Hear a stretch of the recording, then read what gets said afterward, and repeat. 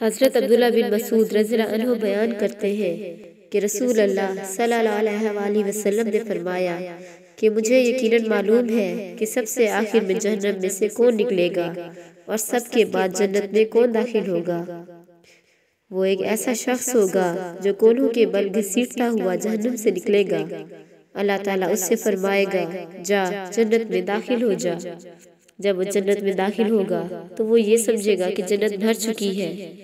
وہ واپس لوٹ آئے گا اور اللہ تعالیٰ سے عرض کرے گا اے میرے رب جنت تو بھر چکی ہے۔ اللہ تعالیٰ اس سے فرمائے گا جا جنت میں داخل ہو جا۔ پھر وہ جنت میں آئے گا تو اس کو خیال ہوگا جنت تو بھر چکی ہے۔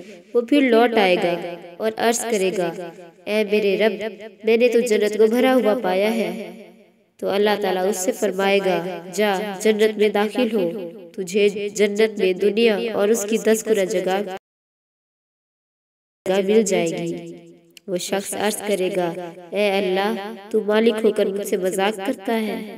حضرت ابن مسعود رضی اللہ عنہ کہتے ہیں میں نے اس موقع پر حضور صلی اللہ علیہ وسلم کو ہنستے ہوئے دیکھا یہاں تک کہ آپ کی مبارک داڑھیں ظاہر ہو گئی۔ پھر حضور صلی اللہ علیہ وسلم نے فرمایا یہ ایک جنتی کا سب سے کم درجہ ہے۔